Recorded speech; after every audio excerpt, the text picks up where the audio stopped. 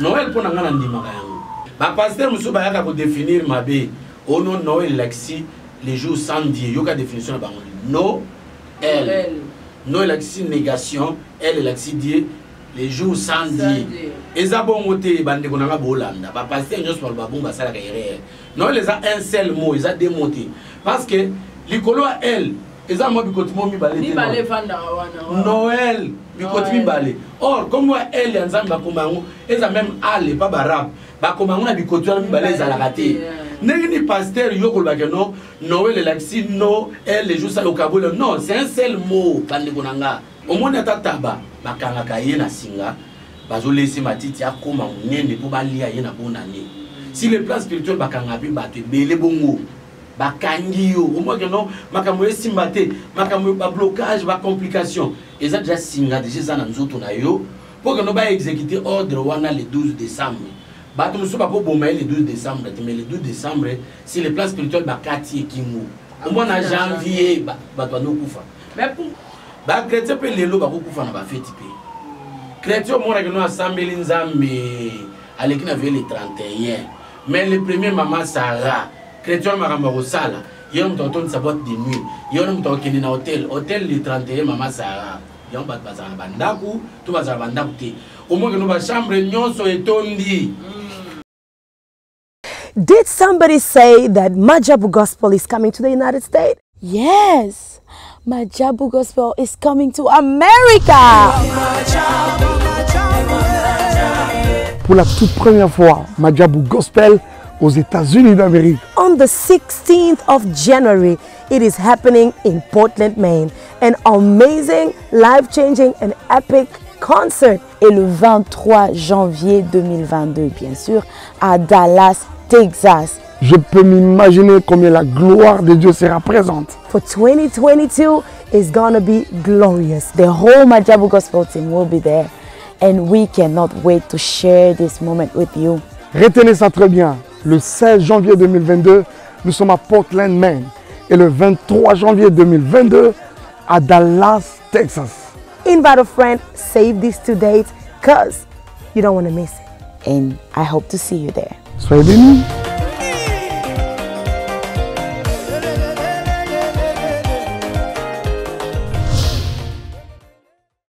Bongo na poto en échange de mbimbi na kin tolobi Nazareta, c'est vraiment du sérieux.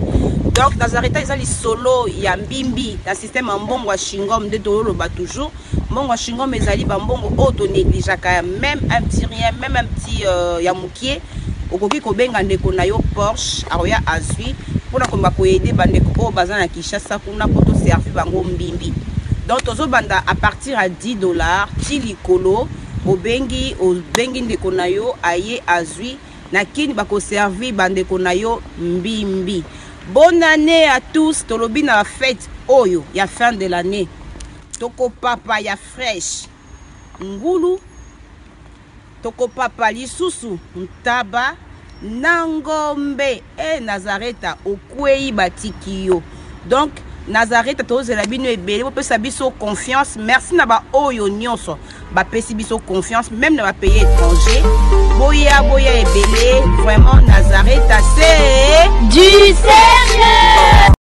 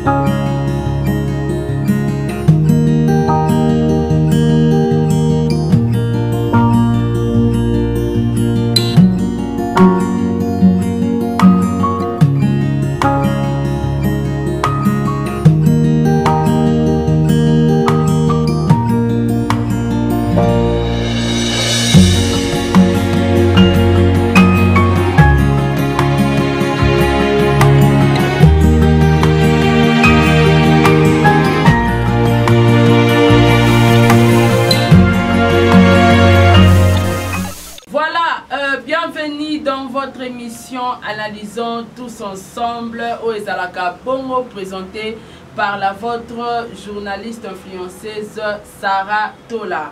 Alors, na émission na biso boyebi que tozalaka na invité spécial na biso o Ezalaka Bongo le prophète Mobiki ici docteur Patrick. En tout cas, le longo na le l'autre la thème il y a nouvel an ainsi que le préparatif et les actions de grâce. Bande ko belé toyebi na bonne année. Bazalaka na habitude ya ko kene kotala bande ko na biso ya ba orphelin ko sunga ko soutenir ko sala ba action de grâce ko sunga ba to ebele ba personnes vulnérables en tout cas et ça la rappelle ko moko ya malamu mais kasi est-ce que ba to ba préparer lo lenge nini ya ko kota na année asika ba sala la préparation na bango ndenge nini en tout cas sur le plan physique sur le plan spirituel to remeka vraiment ko sembola moi likambwango elongo na docteur Patrick béni du ciel le prophète Mobiki ici Torosolanaye sur thème ya nouvel an. Alors merci beaucoup, bonne année, meilleurs vœux, na ba meilleur fan du monde, meilleurs vœux na Tatapo, meilleurs vœux na couple Bondo, Papa Roy Bondo et Maman Mariam, ba meilleur vœu na Amélia Mweba, la privée de Orlando Domingos, meilleur vœu à toi Jenny Beta Industriel, moi si à Pembe, meilleur vœu na président Charles Tamboué, meilleur vœu na Maman Gina Amatou Moté, ma Papa Aaron Amatou le prince de Dubaï, ba meilleur vœu na yo Papa Diego Milito depuis Bisiko Zali. Ba meilleur vœu na banana ba meilleur vœu na équipe technique na Mobimba bon de livre Bonsé qui Ferdinand Bochoual et la réalisation ba meilleur vœu na yo ba meilleur vœu na président bébé ba meilleur vœu na Parma Passa ba meilleur vœu na maman Nathalie la présidente maman Makia la Kumba Fatou Dukanti meilleur vœu à toi Ozia Massamba ba meilleur vœu na yo ba meilleur vœu na Sarah Abwele Eliezer Ganou Pamela Kabea Edwige Kalala Papa Edi MK, meilleur vœu à toi, c'est la Kikela, Rose Bonga, bah meilleur vœu na Binonios en tout cas.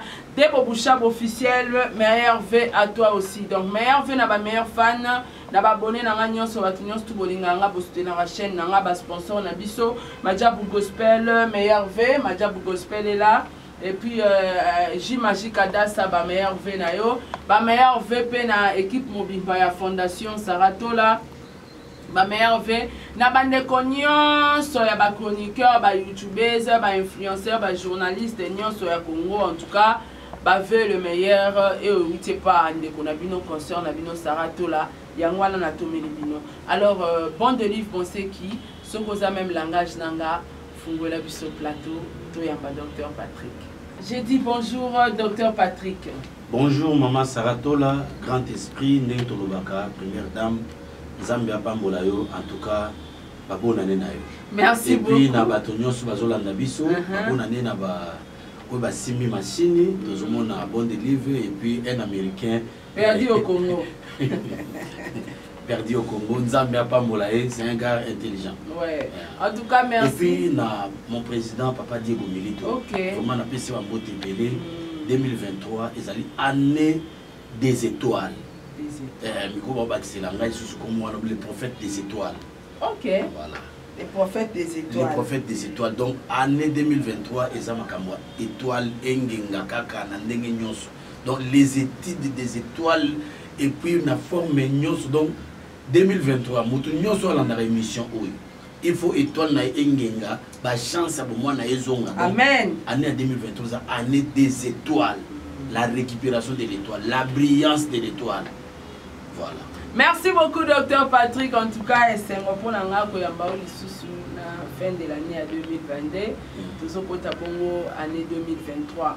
Alors, nous avons vraiment un peu partager vraiment sur le sujet. Nous avons préparé l'année 2023. Puis, à côté de Yambona banda vraiment na mituna o ezali bongo na kati ya lokasa nanga na kolinga tozonga mwa moke na sujet à fête de Noël. Ah, merci beaucoup maman Sarah ngai pe na bolinga na répondre na bongote na lina pe sanon ba félicitations na yo. Merci. Parce que sokotani na Bible makam oyo sali ya kokende kotala ba orphelin kolia na bango partager na bango. Bato mususu bako taxer o que nous allons lena. Bato mususu bako ba que no pourquoi tia mon na télévision bat ba mona. Bande ko na ngai. Il faut tous en la culture wana ya kondima motu soka zana bomo so sa makam malamu to encourager ezaka te que no mafinga mais makamwa malamu pe to encourage ka yango. Bible zoba na Jacques chapitre 1 verset 27. La religion pure, ce que Dieu aime, consiste à aider les veuves, les orphelins, à les visiter. La religion pure. Au moins, on a pasteur l'église au thé à Kanayo. Fin de l'année, on a na poche. Au Kanisi, ba veuve na ba orphelin té. Église, on est église en Zambété. Yo tal malam église eska au Sambilaka. Ba salmaka munyon surtout. Ba offrande de côté. Ba pasteur ba action de grâce tout ça. Est-ce que yo mon dit mais au thé ami qui il faut les s'appeler ba veuve na ba orphelin au thé amité? Non. Bible zoba na Job chapitre 6 verset 14. Ata soki mutu asali mabe.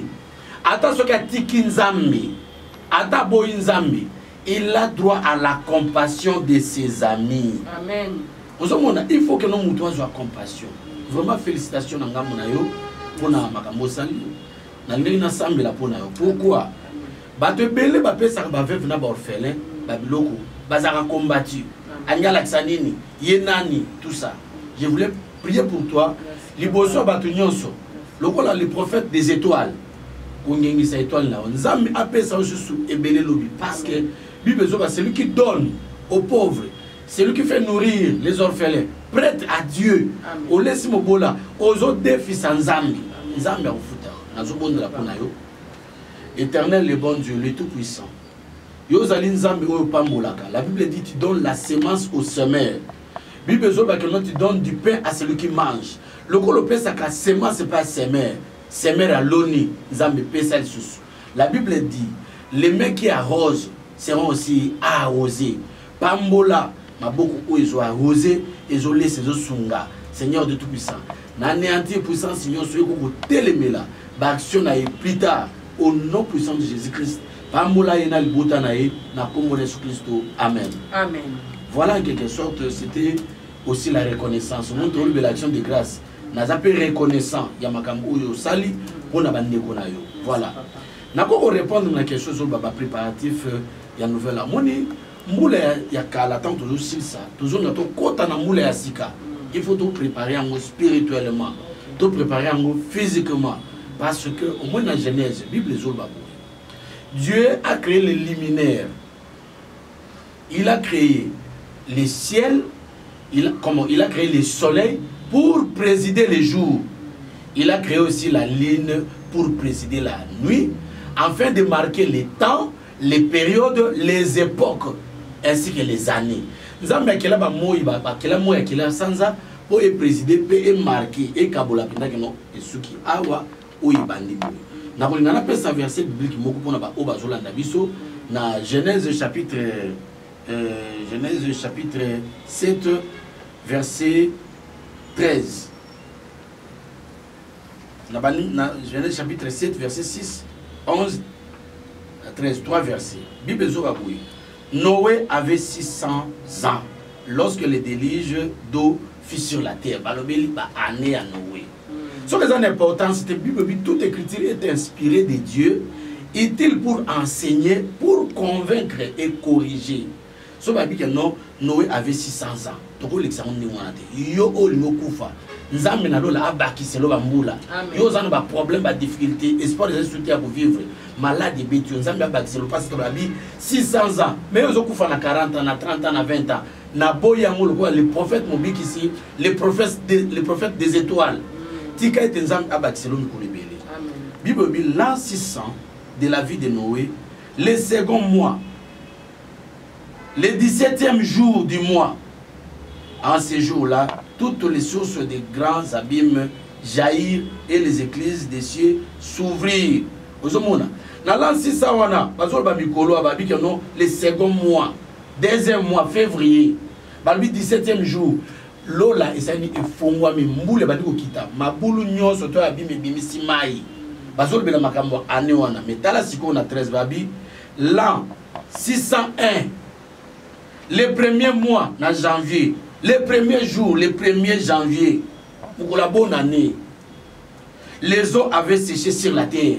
Au monde, dans l'an 600 Noé, bazol bela non, moula et noki, maboule bimisi ba mazibanango, et zindi si batu bomi batu. Mais na 13 awa, na Genèse chapitre 8 verset 13. L'an 601 est commis. Donc l'an 600 est l'équipe, l'an 601, le premier mois, en janvier, le premier jour du mois, les eaux avaient séché sur la terre. Miracle et salami. Babi moule aussi la terre, moule continuer kaka, torosuka nden bat bakufi. Na noé moko pe abaye asali inane na kata masua, na mwasi na bana. Mais baba ne kolela parce que umeli, ba otambula te, ba se promener te. Babi 601 miracle et salami, maïe kaoki babi, Noé ôta la couverture de l'arche. Et quand tu as la beauté arche à l'ongol, donc la liberté à l'ongol mon fini quoi arche. Liberté ba mon appel nan pelikolo, ba joie viwana yasika. Et la Bible dit, il regarda. Au moins dit, moule yasika, Noé a fongoli couverture à arche, abandi kotala. Au plus on totala ça na pouvoir que non, moi si on est Nathalie azaki tourna ko soyer. Immeuble ndena mona zaki toko c'est que ngapi so na zumbo ba kotongela ngapi immeuble wana mutu ko zaki toko c'est que ngapi so na zumbo ba ko salela na tato ko lekango ou bien o wana bible zo babo nzambe ebisi Josué regarde dans tes yeux vois aujourd'hui je te donne Jéricho ses soldats vaillants et son roi si tu regardes seulement tu as la possession au monde kota les éléments très important donc moula situation mutu akoti il y a la promesse de regard. Nous allons vous permettre autant la makam oyo perdra. Au monde que nous n'avons pas joué yango, n'avons pas libala, n'avons pas chance, n'avons pas musala, n'avons pas mukana na poto. Donc il faut que l'ingaka moula écoute yasika. Moula 2022 c'est même que problème, pas difficulté, mais 2023 c'est une année aussi que l'Éternel permet de voir. Au monde libala non de salam babi, il regarda et voici la surface de la terre avait séché. Au monde voici la Bible. Voici, je vous ai donné le pouvoir de marcher sur les scorpions, sur les... Voici, ça n'a momi bali. Voici, mona penza yango pembe ni boye. Voici, voilà les amona musika. Voici mon dépré. Donc, moula ya sikeza na makambo na mwebele. Voilà comment je peux te répondre. Donc, il faut battre se pelagana. Okota moula ya sika. Mais moula ya sika, il faut appeler ma bé pour na battre monsieur souper. Bolam peut pour na battre monsieur. Voilà. Ok. Mais quand la question on a la réponse on a moula sika, ils appellent na malam pour na battre monsieur, ils appellent ma bé pour na battre monsieur. Mais pourquoi ils a année à sika? Ils a nouvelle année et qu'on pour rapporter malheur pour na battre monsieur, c'est pour rapporter bonheur pour na battre monsieur.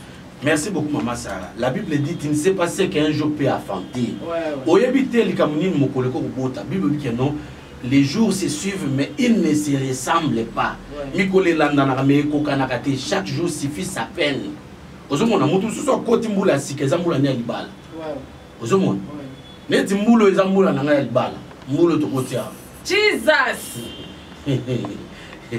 Oh, docteur Patrick va se choisir.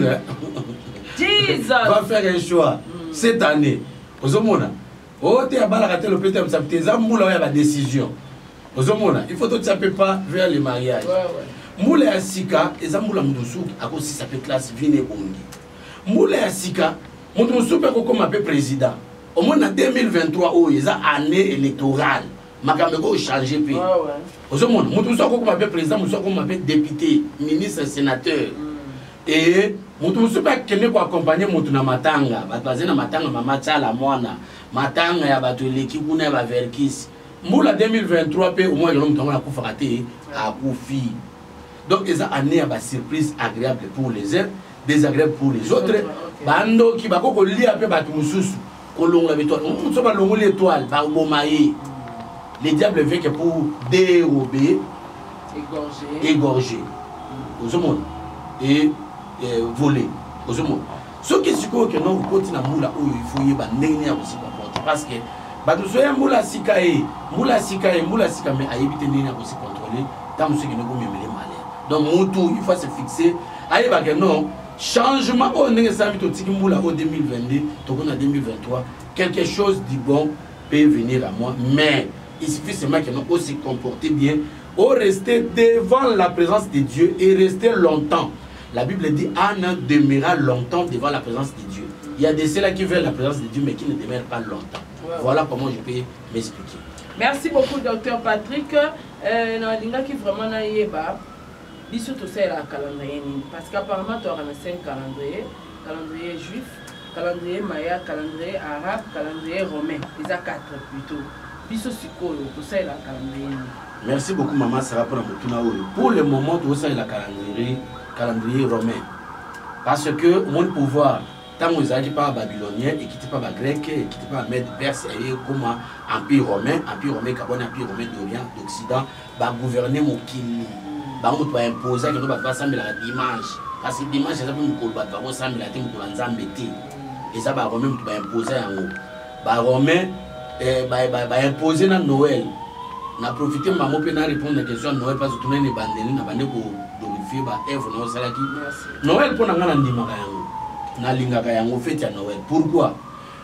Quelle que soit connotation parce que lo ba nyonso mabe pour na Noël. Pour nga objectif eza moko ba komisa kombo Jésus. Comment Jésus est bana partout na mokili mobile. Ba pasteur muso ba yaka ko définir mabe ono Noël lexi les jours sans Dieu. Yoka définition na bango. No elle.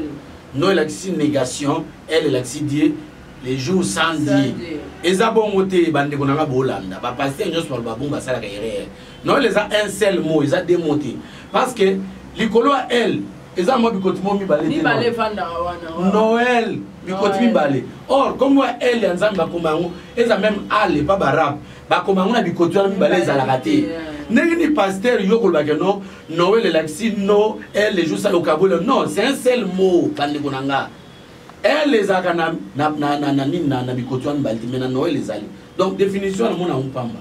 Au moins, ceux qui en ont Moki Mobimba, Bamindel Baosalate, Nabapoto, au moins qu'ils n'ont pas 3 jours, Batozo fête à Noël Wana, partout Awa, au moins qu'ils n'ont lundi, Basala qui était mardi, Bakiba Misalate, Bazo continue pour se faire la fête Wana. Ils ont musulmans, ils ont la nan, ils ont l'okitis, Batbasam Yanamuna, Maïkari Bouddha, tout ça, Batunion soit au Kanga, magasin à Bango, Bakolubakeno, fête à Noël, Toro Salate. Bana peut batuni, pas pour qu'il me salate pour un fête à Noël. Fête à Noël, et l'axinine, et l'axi les jours où Jésus-Christ est à Botamaki. Malamoko bandima, bandimate, comme moi ya sauveur Nangaï, et Panzani Bisika Nyoso. Il y a moins de besoin de cette bonne nouvelle de Dieu sera prêchée sur toute étendue de la terre pour qu'elle serve les témoignages. C'est alors que viendra la fin. Yo kasi samala mo panzandeni quand n'engé panzamba fait na na moi Jésus té que non Jésus habite ça na na éviter mais tant on dit mais la tête tu es déjà condamné. Celui qui ne croira pas est condamné, celui qui croira est déjà sauvé. Voilà na ko répondre nengwana pe pour na batu bayiba makambo ya Noël. Merci beaucoup docteur Patrick. Question de curiosité, pourquoi le pasteur multiplie beaucoup de prières à la fin de l'année? Que les diables de décembre est plus fort que les diables de janvier, février. Ah, maman Sarah, wana. Pour décembre, va veiller. Tout ce côté mois de décembre, tu as 40 jours. Tout ça la distraction. Donc, tout le que diable est en décembre, ça m'a cassé que les diable à janvier et février. Na lo ba ngona matia na ngai tant to koma ba mois oya ba bré octobre novembre décembre ezali ba mois oyo Satan a multipliaka effort. Au monde na stade so ba athlète ba otima mbango. Au moins ne ba ndeli muto otima mama malem. So comme na suka au moins que non attends ça qui na mwa katikati akoleka baninga mususu akei akomi le premier. Bible la nature ne vous enseigne-t-elle pas? Nature ya Seigneur binoté. Nature il faut enseigner bino ndema kamesa mwana mukili. Si le plan spirituel ça m'a rappelé ndengwana. Nzambe amona que non ba comprendre makama molimo te. Yango ba ndiko ba que non la nature ne vous enseigne-t-elle pas? Bon comprendre ndé nature. Même Jésus-Christ enseignement retour na ye. Alors que non botalaka. Nzete afike ce bout makasa. Et là sini mumelnge botama. Ozomona. Diable peut ça ka ndengwana. Tala awana Esther chapitre 9. Verset 1er. Bible. Au 12e mois, qui est le mois d'Adar, le 13e jour, où devrait s'exécuter l'ordre et l'édit du roi, et où les ennemis des Juifs avaient espéré dominer sur eux, ce fut le contraire qui arriva, et les Juifs dominèrent sur leurs ennemis. Dans le 12e mois d'Adar, Basili, janvier, février, mars, Basili, Babito, Boma, Juif, le 12e mois, na décembre, au bisu tolo de la neti le loboui. Basili, au moins taba, bakanga na singa, bazole se matiti a koma nene pour balia yena bonane. Si le plan spirituel bakanga bi batu bele bongo, bakangio, au moins que non, makamwe simbate, makamwe ba blocage, ba complication. ils ont déjà signé déjà dans nous autres pour que nous va exécuter ordre wana le 12 décembre. Bah tout ça pas pour le 12 décembre, mais le 12 décembre c'est le plan spirituel bakati et kingu. Au mois de janvier bah toi nous kufa.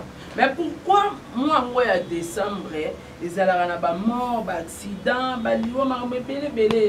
Ezani docteur. Quand c'était maman Sarah que les jours où devrait s'exécuter l'ordre et l'édit du roi. Ordre na édit donc makamou roi komaki ezali kuna nini. Mutu moko moni amane ya lo baki boui. Ba juif nyonso il faut pas kufa pourquoi parce que Mardochef Fukamela ka été. Ndé a proposé roi aboma ba juif nyonso tout. Ba juif ya wapi. Ya parti ya capitale ya Suse et puis na 127 provinces din Africa dans le monde entier ba juif ba kufa. Ozomona côté mais là-bas na Nzambi. Amana mto bongisa likambo wana. Keno il faut pas kufa. Liwango na bambeli, liwango na ndenge nyonso tout on soit bete mutute, on soit tout mutuka, on soit donc les accidents toute forme ya liwa. Nde papa na nga molimo ebisaka ngabo. Patrick nyonso tout bengana que esprit de mort na toutes ces formes. Atongo melamai, na ina melamai nzambe pambula mai na bengani liwa na forme nyonso. Olingo tambula nzambe na bengani liwa na tambula na kimio matina bengana ka liwa. Parce que oyebite o monisa tanao azokinga bongisa. Dala na parabole na Bible bazoba que non balona ki ba moma malamu e koma na tongo boyi basalba rotal ba bi maître mais biso to lona ba moma malamu a na jardin on ilango moma be utua maître bi que na butu ennemi ayiki ko semer ennemi ko semer na jardin nan ne langa maître est-ce que maître lune ba bleu ennemi ko semer ba ivre na ba travailler na butu donc makambo ko salama. Donc, Bablo va némoin le diable a bon ça accident, banan nyos tu yangwana mois de décembre. Tika ba pasteur o nyos ba ozo ba initiative au salba veiller. Pasteur ko le bater non mois de décembre tout ceci si déjà makam nyos te zala averti. Ah on a passé verset biblique que non les juifs s'y rassemblèrent dans leur ville dans toutes les provinces du roi Assyrus pour mettre la main sur ceux qui cherchaient leur perte. Ba juif pe ba sangani. Babibo, loka bino boluka bo mabiso. Biso peto sangani poto tia maboko liko na bino, bino bat boluka ki liwa na biso. Donc, soko telemité, o tia lo boko pa bat boluka liwa na yote, bat pe boluka liwa na. Na mokili o na combat spirituel mama Sarah, na lo baka boy match nil eza na combat spirituel te. Na combat spirituel, soit to gagner, soit ba gagner yo. Match nil eza raté. So monde que no ba obeta yo beta bango. Wow. Eza bon et puis na combat spirituel. Les mots sentiments et à la caté. Au monde ma menace, au monde ma attaque, au monde ma malade, télémela yango. Au monde mutu moka journée que no mo paiement na bajema be. Télémela mbalamoko. Pour ça mon sentiment te oh mon confiant, oh camarade nanga. Tanga na Michée chapitre 7 verset 5. Bi ozoba que non ata na muninga na ko pesa confiance. Ata na mutu otela ka mutu na otela tolo na e. Ko pesa confiance. Donc mo kile ko mabe. Il y a moins de multiplier. Moi, je félicite les pasteurs, même Nabana Nyon, surtout au monde entier, donc vous avez la prière, ils en ligne. Le 31 décembre, veillez Ali. Donc, nous sommes sur assemblée la Pona, au Katissa, na année des étoiles. Donc, c'est un peu ça. Merci beaucoup, docteur Patrick. Quand on a Katia Maramboro, il y a une fête. Tu as un moment pour faire la vision du Focodiciel à Emba. Ça a toujours été pendant la fête que les enfants de Dieu sont tués. Est-ce que Bananzambe Bangoka Ndef Basengeli Bakufa pendant la fête d'habiter Nzembo wana engare la kisabisoni poto mona ngope na ba fête ba sacrifice sala maramingi ba liwa esale maramingi na ba fête elingelo banini sur le plan spirituel, sur le plan physique. Langage wana tonzembo wana ya frère du Focodiciel et annoncé bisoto les bisabisoni. Merci beaucoup maman Sarah malgré ba erreur belé ni wasali na internet mais il était averti quand même pour avertir ban nzambe nzem oyo ça a toujours été pendant la fête que les enfants de Dieu sont tués. Oui, Samson était mort na fête à la Philistin. Ouais. Au monde.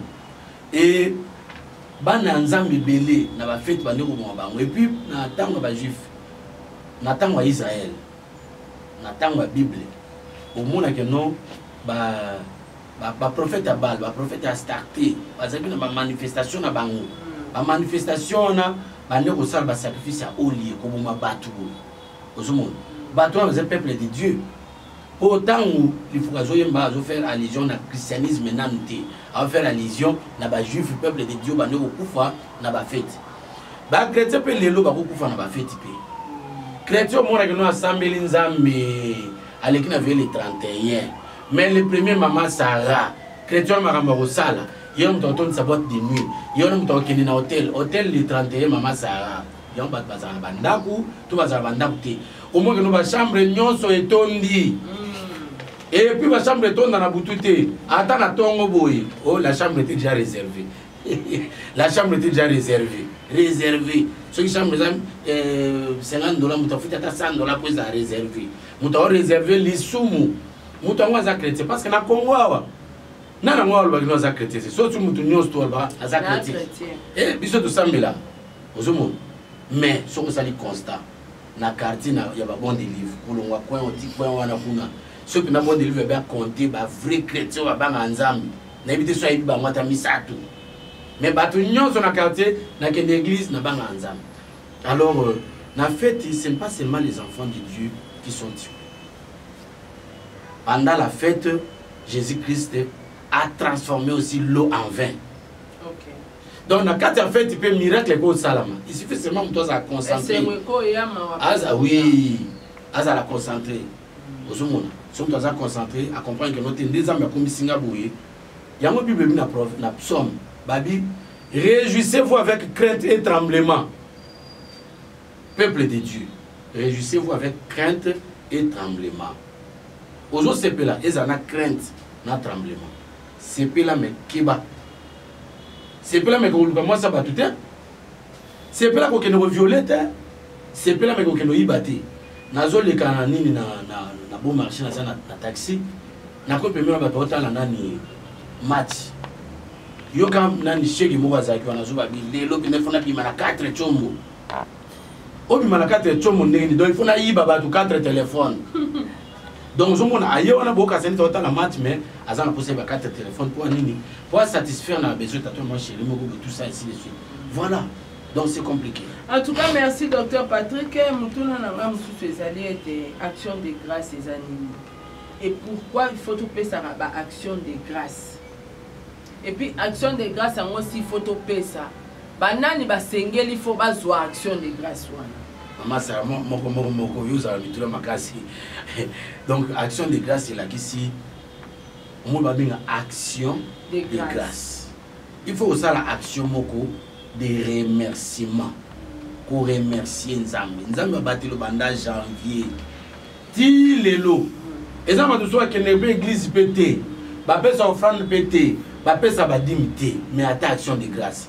Yo muto landinga pendant tout au long ya année mobimba toté na maman Sarah. Et ce sont bien ta maman Sarah tangai. Que non, vraiment tout pas mola émission analysons tous ensemble. Pour révéler les combats des mariages, les combats des songes, les combats des nini, les combats des nini, les combats des étoiles, les combats de tout. Pour révéler. Action de grâce, nous avons un kilo, nous avons reconnaissance. Yo quand nous avons moni yo 2022 ou yo ti suka au sale logo moto wanti action de grâce. Atiki ko pika 2023 kan ndengwana. Bato bele ba okufa na 2023 parce que bazaba ingrat. Batike souffle de vie, yo biki na maladie. Maladie on va tout souba pour fati. Maman, action de grâce na opé ça te point. Yo sala ki accident, ba te velo akufu me yo biki. Yo comme na poste no ko mukonzi, yo longo ke potozu mikanda na ne oyo. Donc action de grâce et sa reconnaissance envers Dieu. Reconnaissance envers Dieu. Na maloba, na misala ya mbongo. Kopé ça va bien en nature.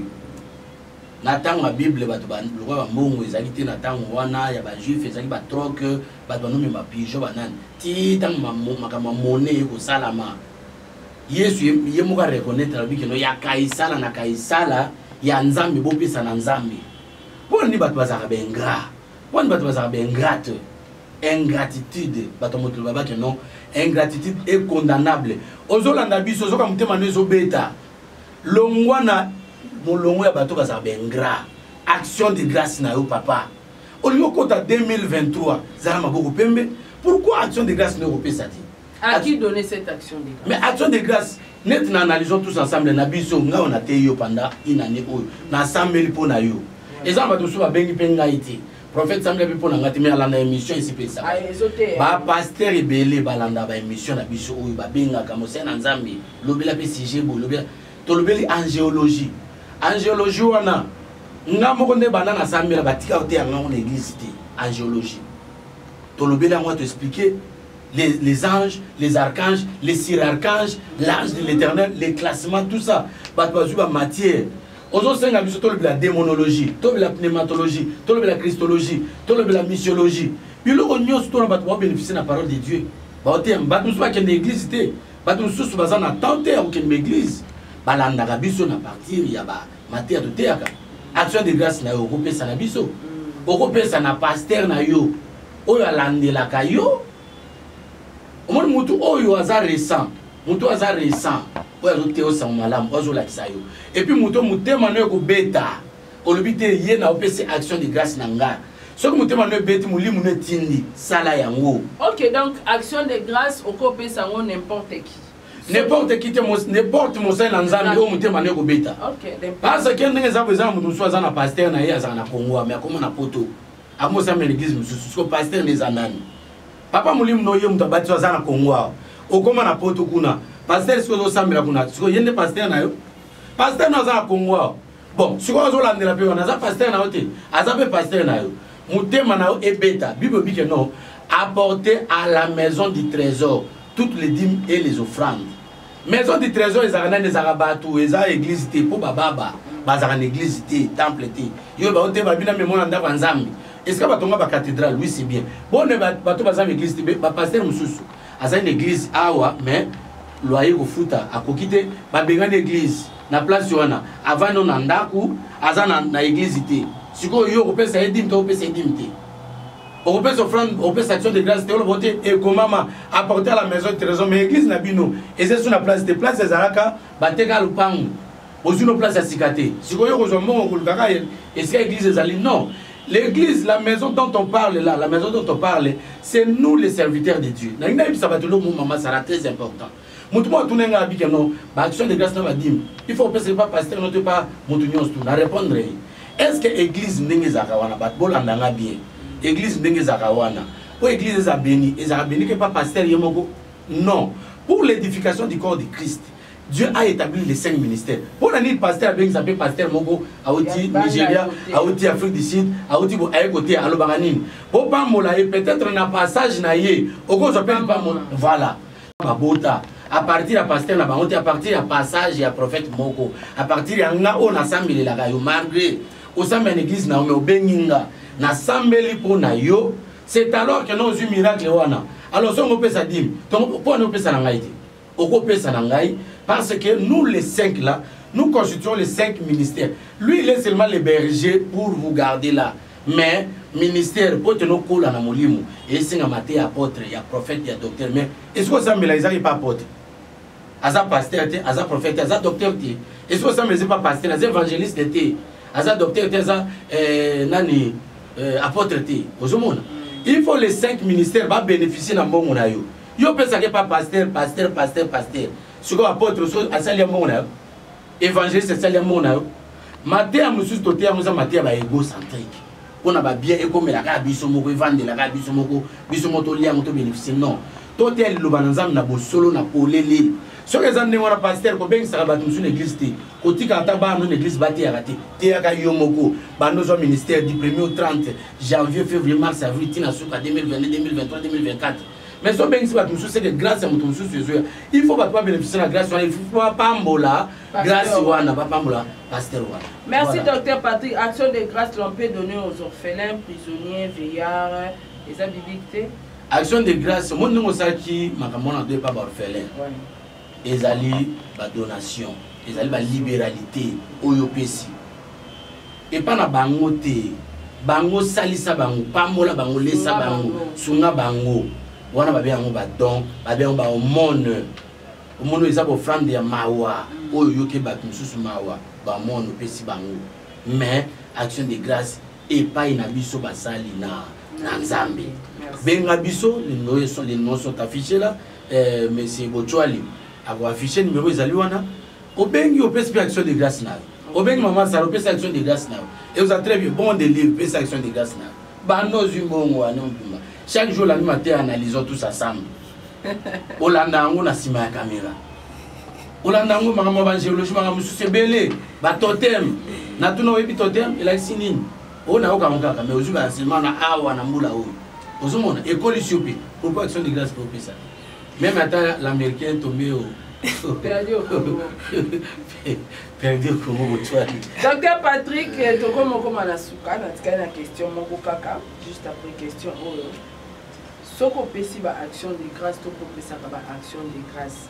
Quelles sont les retombées des actions de grâce? Eh, maman Sarah. Mon truc a pesi merci. Ne lo yo pesi. O wa courage. O batisela ili susu. Ata mwana na yo moko. Soko pesi lo net nga mwana na nga so na pesi mbongo. Il faut pesa dim. Na pesi mbongo a classe, bimisa dim wana. Ya mais oui. Et ndé na robala ndé na biso moi si na pesi mbongo o kenezando wenze. Tikana dim na on déjà mama. Docteur, awa benza ba mama ba bito yo kanate. Ba mama ba lobi non. Yo pesi nga mbongo wenze to mso ya ramutu passe ya juste. Na longo la sous pesa dim po papa pesa mususu nzambe pesa. Te yo pesa dim comme ça muté chauffer ndenge chauffer. Voilà, nous sommes arrivés pratiquement à la fin de cette émission. Poto Kabwana, émission question dans la souka. Quels sont les 21 versets bibliques dont on parle des actions de grâce? Ah, maman, Sarah, merci beaucoup.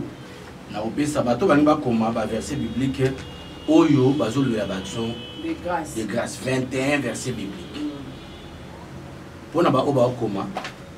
Psaume chapitre 19, verset 15. Bible dit, reçois favorablement les paroles de ma bouche et les sentiments de mon cœur éternel, mon rocher et mon libérateur. Psaume chapitre 30, verset 12 à 13. Taranda. Psaume chapitre 103, verset 2. Bible Zolbaboui. Mon âme bénit l'Éternel et n'oublie aucun de ses bienfaits. Psaume chapitre 103, verset 3 à 5. Jean chapitre 1, verset 16.